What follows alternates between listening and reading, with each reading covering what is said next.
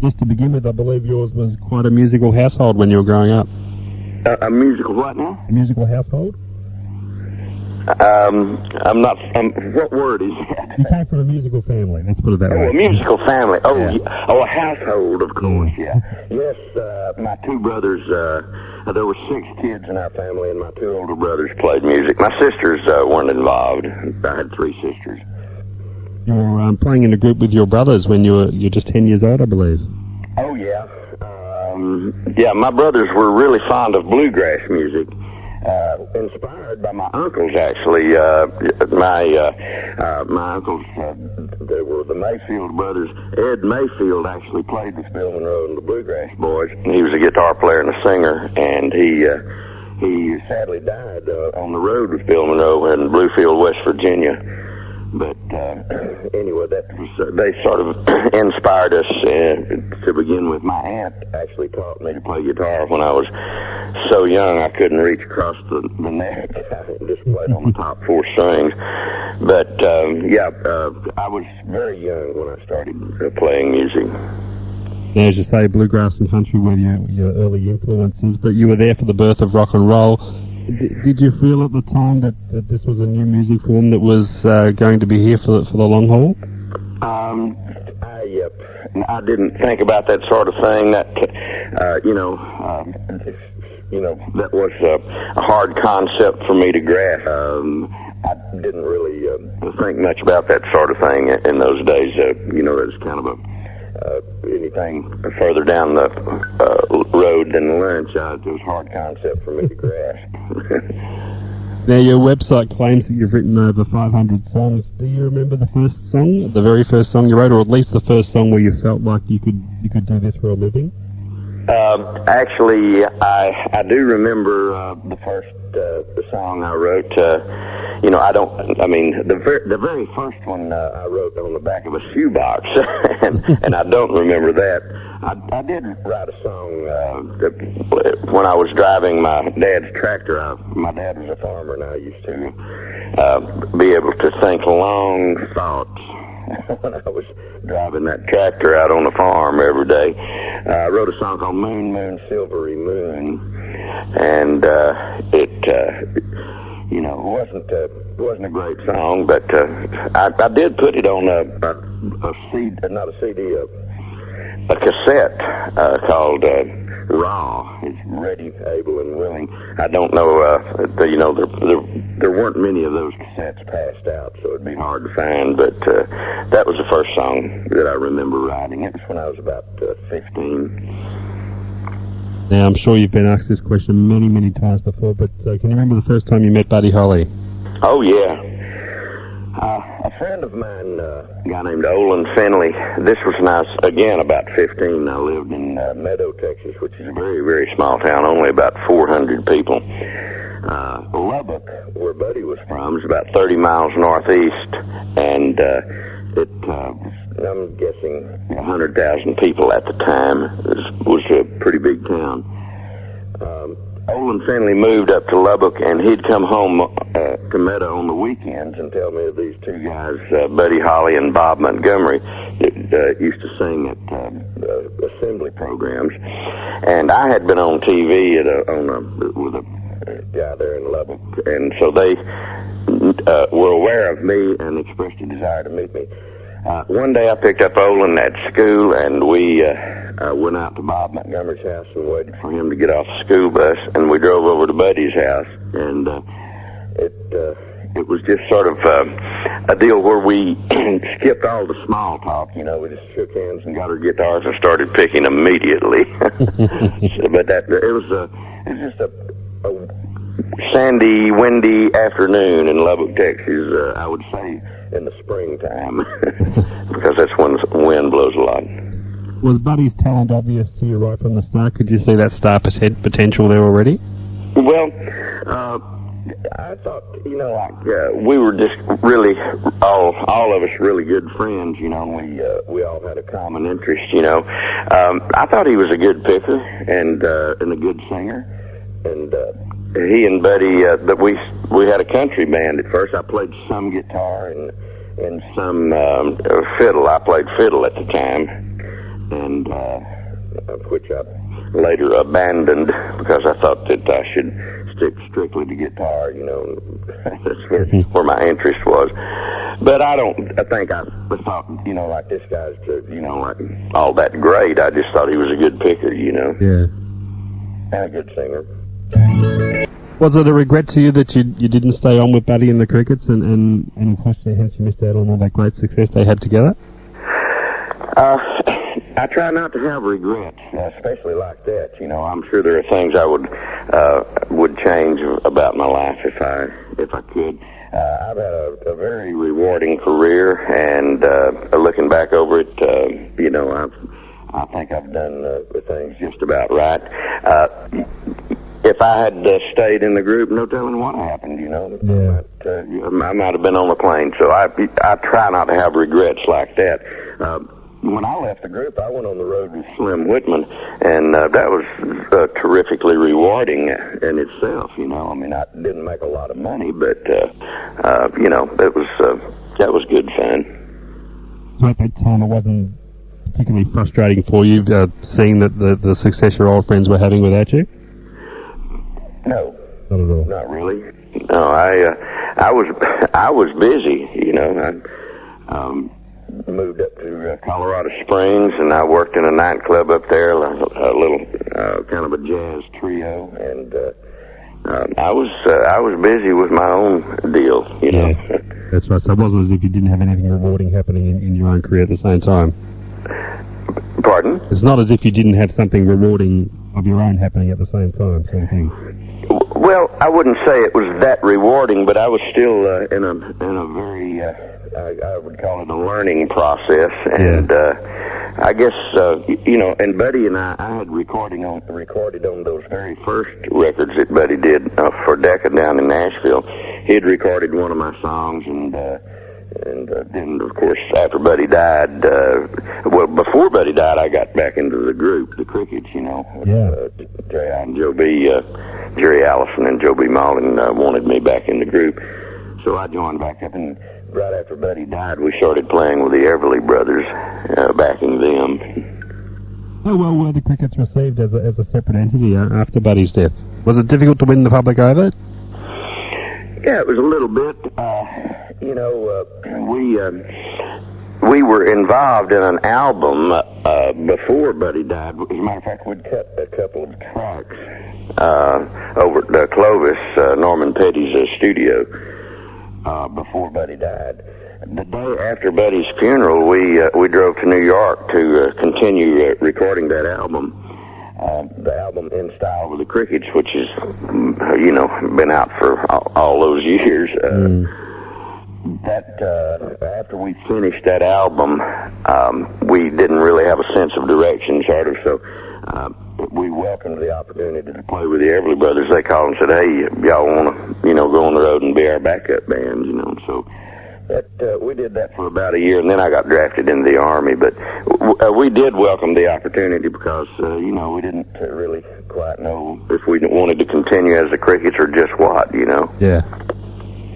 I'm sure this is another question you've been asked many times, but do you remember where you were when you heard the news of the plane crash? I do indeed. We had driven, I say we, Jerry Allison, who was married to Peggy Sue at the time, he and Peggy Sue and I drove from Clovis, New Mexico, which is about 100 miles, to Lubbock, Texas, and we had spent the night at Jerry Allison's folks' house there in Lubbock. And I had gotten up first the next morning, and J.I. and Peggy Sue were still asleep. The lady from across the street came over and told us the sad news that she had just heard on the radio, and it was up to me to wake up J.I. and Peggy and tell them the news. And it was, you know, a sad occasion, very unbelievable, you know. Yeah. What direction do you think musically Buddy might have taken had he lived? Well, that's another question I've been asked a lot, and this is pure speculation, of course. Buddy seemed to, of course, he was a little older than the rest of us. He was about almost a year older than I. He had moved to New York. As a matter of fact, that's kind of what caused a split in the group. He wanted to move to New York. Buddy and J.I. and Joe B wanted to stay in Texas. But you have to remember, J.I. was like about 19 at the time, and Joe B was only 17 at the time. And so they didn't quite have the vision, I think, that Buddy did. And Buddy wanted to explore new things. He wanted to produce records. As a matter of fact, he had already produced Waylon Jennings' first record, Jolie Blonde, there in Clovis. And he wanted to explore producing records, and I think maybe he wanted to get into music publishing and maybe write songs for other artists. And as far as what direction it would have taken, it's hard for me to say. I'm sure that as we all feed off of each other, he would have been leading the pack, with some great ideas and new innovations and that sort of thing. Tell us about Norman Petty. What kind of operator he was, and how he was to work with. Norman was a very intelligent person. He was a great in the recording studio. He was a great engineer. I mean, he knew how to do things. For instance, like overdubbing. For instance, during the monaural days, you had to have two recording machines. You record into one, and then as you recorded, put that tape onto the other machine, and you'd sing along with it or play along with it, and you were able to overdub. Les Paul and Mary Ford were doing that sort of thing, but Norman knew how to do that. As a matter of fact, Buddy did some of those, Buddy and the Crickets did those with like Words of Love and I'm Gonna Love You Too and that kind of thing. But he was very, very sharp in the studio, and I'm afraid that ethically, though, his ethics, I don't have much to say for him in that area. But I would like to also say that Norman's been gone a long, long time, and he's not here to speak for himself, so I'd prefer not to get into all of that. For sure, yeah. Now, you mentioned the Everly Brothers earlier. You worked with them. They also provided you with one of your greatest songwriting successes with Walk Right Back. Indeed, yeah. I had been playing with the Everly Brothers. As a matter of fact, before I went to the Army, Australia was the last place we visited. We did like a 5-day tour of Australia. And then when I came home, I went straight to the Army, and I was there for 2 years. I spent 17 months in France. But I wrote Walk Right Back in basic training. As a matter of fact, I had the lick, the guitar riff that precedes the song. I had that already when I got to the Army, but I wrote the song in basic training, and I got a 3-day pass because I fired expert on the rifle range. For some reason or other, I wasn't really into guns or anything like that, but of course I had fired guns before, being raised on a farm out in West Texas. It's kind of hard to miss not getting to fire a gun. But I fired expert on the rifle range, and they gave me a 3-day pass. I was in Fort Ord, California, and I used that pass to go down to L.A. Jerry Allison was living down there, and sorry about that other phone. I don't know if it's coming through, but we'll just ignore it. Yeah, that's fine. But I used that 3-day pass to go down to L.A., and the Everlys were down there studying acting at Warner Brothers. They had just signed a contract with Warner Brothers. And so I sang that song to Don, actually. And Don called Phil, who was in a different room at the hotel, and said, come down and listen to this. And I had only one verse written, so they said, if you'll write another verse, we'll record that. And so then I was quite busy in the Army, as you can understand, and I went from Fort Ord, California to Fort Gordon, Georgia, and I had a 9-day leave, and I wrote the second verse during that 9 days. I sent it to them, and the next day I got a letter from Jerry Allison, and he said, well, Everly's recorded your song yesterday. I couldn't imagine how they could have recorded it if, they hadn't hadn't received the other verse yet, but they just sang the same verse twice. Oh, okay. That's how that all worked out. I made rather a long story out of that. When you heard their arrangement of it, is that pretty much how you imagined the song to come out anyway? Yes. Well, first off, it flipped me out because I was, that was one of my first successes in the music business, and I thought it was just absolutely great. And I was a terrific fan of the Everly Brothers anyway. I wrote the song just a little bit faster. I mean, it was just a little bit faster in tempo than they did it. They slowed it down, which is exactly how it should have been, I think. So, yeah, I was very, very pleased with it. Another major songwriting success you had was with I Fought the Law. What do you remember about the actual writing of that song? Well, I Fought the Law, I wrote in about 15 minutes, which you can imagine by listening to it, that it doesn't take a rocket scientist to write lyrics like that. It was just, I wrote that actually before Walk Right Back. As I recall, it was kind of a spring day in 1958, another windy, sandy day in West Texas. I just was sitting in my living room in Slayton, Texas, where I lived at the time, which is just a little south of Lubbock. I wrote that song, and what's really funny and also kind of frightening to me is I wasn't really into writing things down at the time. You know, I just sort of had that song in my head, and it's just funny how easily a song like that I could have just forgotten it. You know, we were driving to New York City to record that album In Style with the Crickets, which I mentioned earlier, and we were kind of desperate for new songs, and I said, "How about this one?" So I did I Fought the Law. And we all said, "Yeah, man, that sounds good." And so when we got to New York, we recorded it. And it would really be a terrible thing if I had forgotten that song because, or if I had not thought to mention it to the guys, because that's my most lucrative copyright even to this day. Yeah. It is a song that's been covered by so many artists and bands. Do you have a favorite version of it?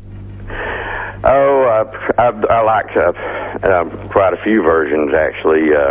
Of course, Bobby Fuller 4, who had the first hit, I thought their version was real good. Hank Williams Jr. did a great job of that. He's got it, I think he released it as a single in about, maybe 75, somewhere in there, 1975. He did a terrific version of it. I really do like that. I like the Clash version, and there's a group called Green Day that's got it out now. That I think they're an English group, and as a matter of fact, they played their version at the Super Bowl last year. Okay. This year, and I'm sorry, it was last year, and. So I've got a lot of good versions, that I like. Roy Orbison did a real good version of it, and so, anybody that does your song, you sort of there's something about it you can pick out that you like. There's even been a few well-known covers down here of the song too, so it's certainly been around, hasn't it? Mm-hmm. Yeah, it's been around for. Well, since 1958. Yeah. As a songwriter, when do you know that a song is just right? Do you have a criteria that you work with?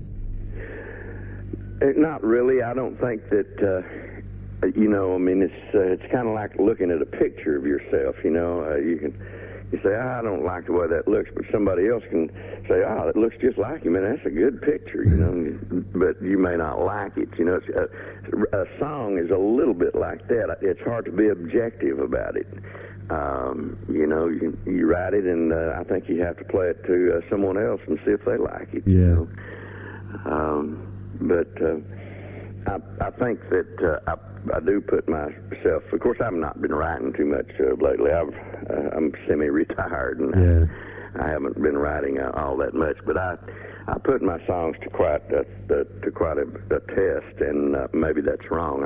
Sometimes I wish I could get my head back where it was in those days when I was writing. I fought the law and more than I can say, and walk right back and that sort of thing. Another field where you had great success was in the field of advertising jingles. Was that an easy transition for you to start writing for a specific client as such on a specific topic? That was not. I mean, it's just writing songs, you know. And I had a very good old partner that actually invited me into that business. His name was Don Pystrup, and well, there goes that phone again. Some trying to get in touch with me. Would you like to take it? I can put it on hold if you want. Pardon? I can pause the recording here if you like, and you can go take it if you'd rather. Well, hold on. Just let me look and see who it is. Sure. But anyway, I forget where we were now. The advertising jingles, how you got into that? Oh, yes. My friend Don Pystrup invited me into that business. And it was, there again, it was very lucrative because we were incredibly busy. And we wrote, you know, for all the cars and all the airlines and all the hamburgers and motorcycles and that, you know. It was, what I didn't like about it particularly is that we were sort of like a factory, you know. We had the studio booked every day, and we'd go in like at 10 o'clock in the morning. We'd put the rhythm section down, and at noon the strings would come in, and at 2 o'clock the horns would come in, and then 4 o'clock we'd start putting the voices and the vocal backgrounds and the voiceover and all that stuff on, and then by 6 or 6:30 or 7, like, we'd turn it over to the engineer who would start mixing it, and we'd go meet with tomorrow's client. At midnight they'd take it to the airport and send it to Chicago or New York or Detroit or wherever, you know. And that got kind of tiring. Yeah.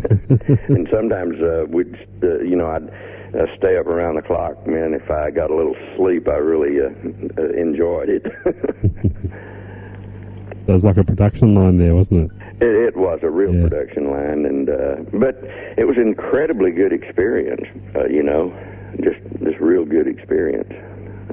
You also provided the theme to one of the most successful TV sitcoms of the 70s there as well, the Mary Tyler Moore Show. How did that one come about?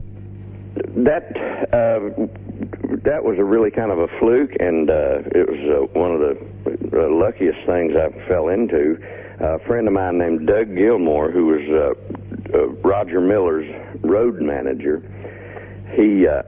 Roger Miller was a good friend of all of us, and Jerry Allison played with him a while, and I did some recording sessions and TV shows with him and that. But Roger was managed by the Williams and Price agency, that agency was also Mary Tyler Moore's manager, agent, whatever you want to call it. They were going to do a sitcom with Mary Tyler Moore, who had been successful on the Dick Van Dyke Show.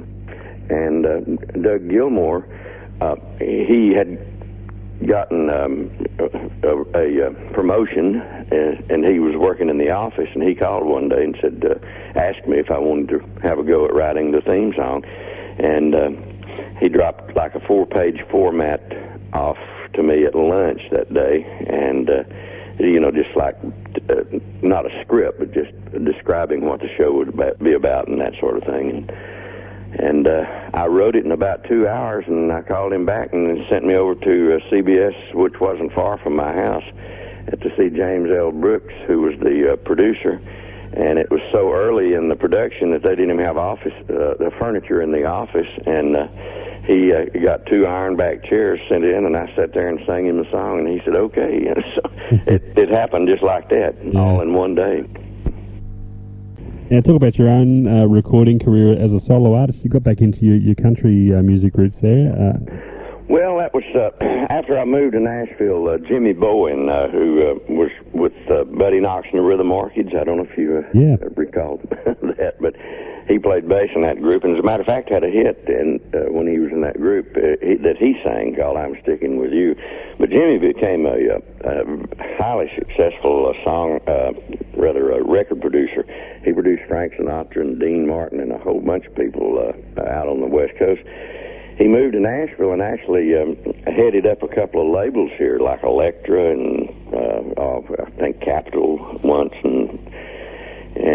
But Jimmy Bowen, he thought it would be a good idea for me to just get my guitar and sing my songs and get in the studio with some top session musicians, and they actually were my producers. These guys, Joe Osborne on bass, who was played on Bridge Over Troubled Waters with Simon and Garfunkel, and a lot of Mamas and Papas, and he actually discovered the Carpenters.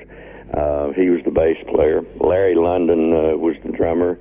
Reggie Young, great guitar player, was the guitar player. And Bobby Thompson, who's a great rhythm player and a great banjo player. The four of them were my record producers. And we just, it was a concept that I really liked. We didn't have a tremendous success, but we cut some really good records, I think. I did 3 albums for Elektra. And our mode of doing the records, we just, kind of meet and sit around the studio, and I'd sing the song, and they'd say, okay, we'll play it like this, and then we'd start the machine and record it. And I think it really worked. I'm really proud of those records. Yeah. Now, I confess that I haven't heard it, but I believe that you did cover an often covered Australian song by Kevin Johnson. I did.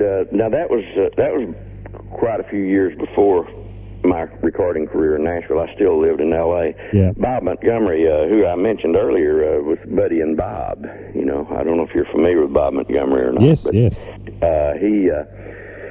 He was a very successful record producer and music publisher in Nashville.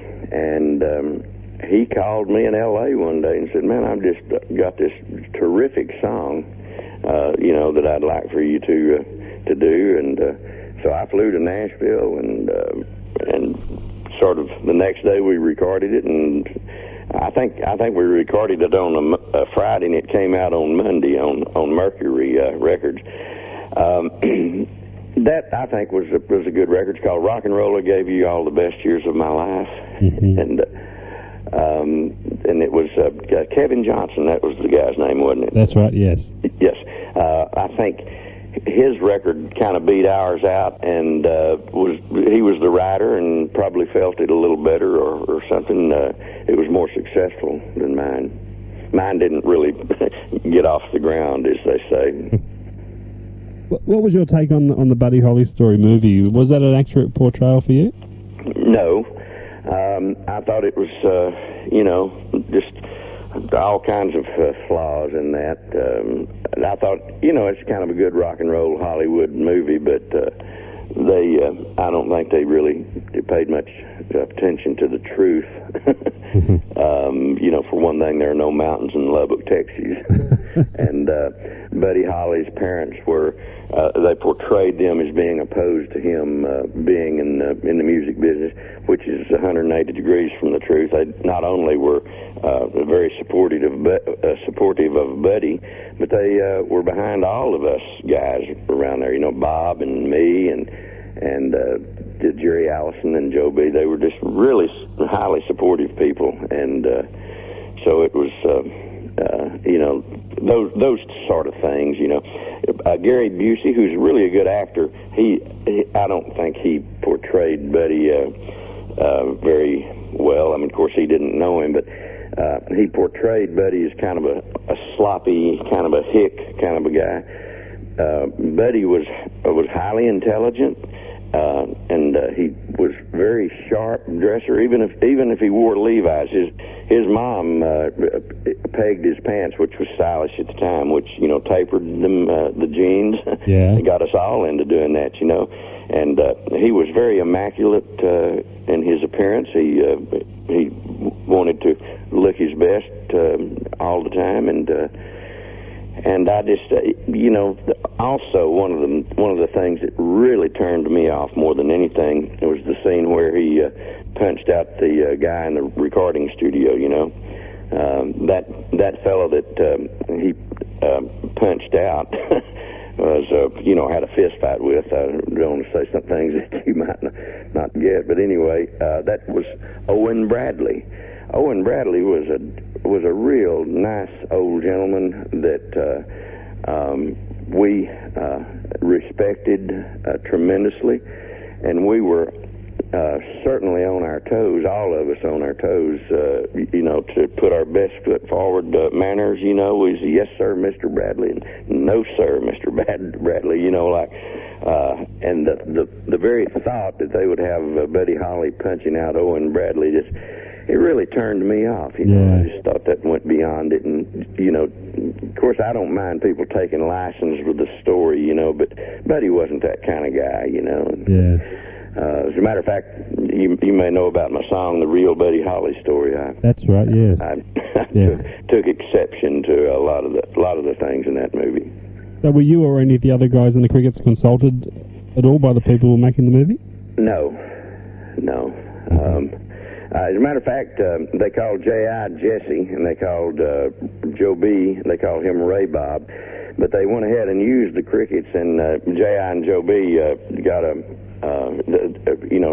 thought that they might have a case against them because they weren't consulted and they were using the name the Crickets, and J.I. has the name the Crickets copyrighted, and so they thought they might have a case against them, and it cost them $1,500 to get them a slick Hollywood lawyer to find out that if you're 20th Century Fox, you can do just about anything you want to. Mm-hmm. So they just dropped it and let it go. I believe you've been working again with the Crickets in recent times. Well, I took about 9 years off to back about 85 to explore doing some singer-songwriter stuff, and I had a really good time doing that. But since '94, I've been back in the group, and we've got a new album out. That you may or may not be aware of. It's what is the name of it? The Crickets and Their Buddies. Yeah. Okay.